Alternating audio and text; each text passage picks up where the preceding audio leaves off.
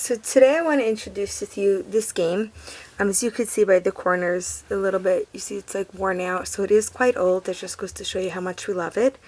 This game is called Stare, and I'm just going to quickly go over the rules, not so much because I really want to show you a fun educational idea how you could use Stare or similar games for kind of art education. So let's open it up. There we go. In a typical box, you've got your board, you've got your pieces on the bottom, and the cards. And it's quite simple. You roll the die, you move around the board, the winner is the winner. So yeah, that's just really easy game rules. But here's what I want to show you. The box has a deck of cards. There are a lot of cards here, and each card features a really beautiful piece of artwork. I just want to show you a close-up. Oh, here we go. These beautiful artworks. Some are simple, some are more complex. And the game rules, again, I love it because it's simple and it's really meant for kids and adults. So just quickly, the game rules, you have the questions on the back, you set the timer, or, I don't even think we have the timer anymore, so I think we actually set the timer on our phones, but it did come at one point with a timer that you just flip over. But anyway, so you just look at the cards and you answer questions, and obviously whoever wins wins. So I just want to point out, in one of Montessori's books, she speaks a lot about how the eye is not really trained and the kids' senses are, being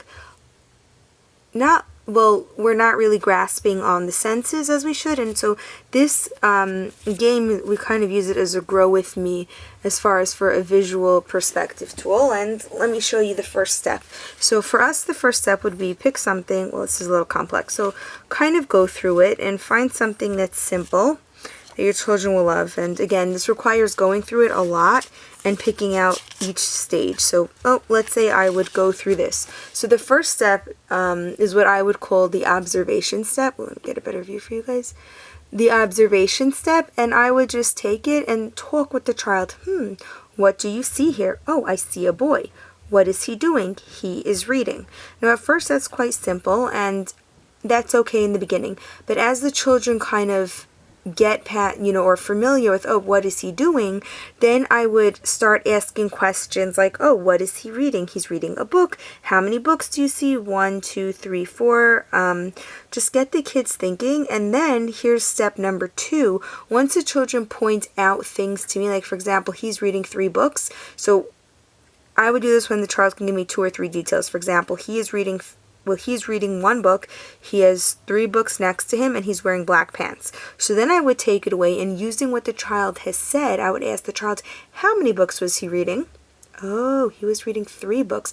The child really has to recall what he said to me. So really using his observation skills. And as the children can add more details, then I would start, increasing the difficulty of the cards. And let's say, here's a good example of how it increase the questions. You see this family, the child pointed out there's 1, 2, 3, 4, 5, 6 people. They're sitting around, the father's serving, the child's giving me all the correct details. Then I would take it away and ask the child a question that he may not have, presented to me, for example, and I would start very easy for, what color is this picture? Now that's really easy. It's black and white, for success. The child's good to go. But I might ask a question, do you know it was being served? Or in this case, what time of year do you think it is? I could assume it possibly looks like a Thanksgiving dinner, but I'm not sure. But I'm asking the child to really think outside of the box. This is a really fun one. A lot of children like this one. This is, more details, and it's really great, to look at. If you are teaching your kids art lessons a little bit, then you might want to ask the children a little bit about what they see. For example, this is, a simple illustration, using bold colors. Some of that, I believe there's a few on pointillism, there's a few using paintbrushes, brush strokes, and the kids could just this is more, I would accept a collage. And you're really asking the kids to think past what they see. Just as a fun note, and something I want to point out, that if the children do like what they see, it says Norman Rockwell, Age of Romance, and so the kids can actually go online or do some research and find out more about, you know, the pictures that they see. So that's really fun. So just to sum it up, you know, when it comes to art and teaching kids, Stare is just, again, we do use it as a family game night game, and it has been a favorite growing up. Not so much with the kids now, but growing up it has been a favorite. But if you want to add it to your classroom as far as education, well, this is a great way to introduce your kids to artists, to introduce your kids to different skills, to ask them questions, you know, ask them to observe, to see things in a different way. And just look at this. This is just a box full of art, and it's fun, it's attractive, and oh, here's one of my favorite.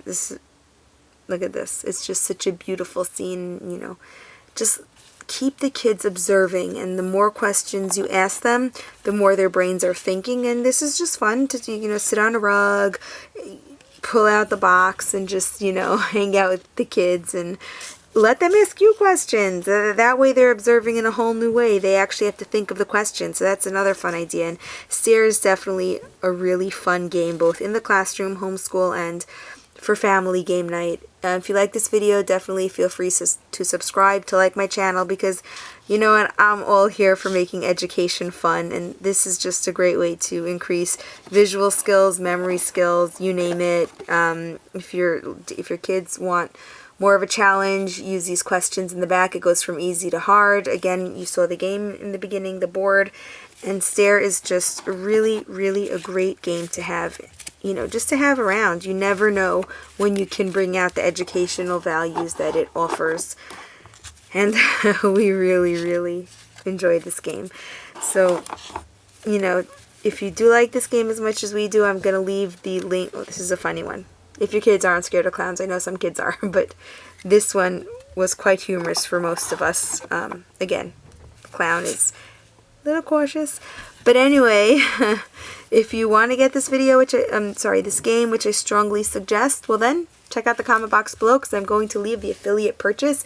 Don't forget, this is called Stare, and totally get it for your kids. It is such a fun game. Enjoy Stare. Happy playing.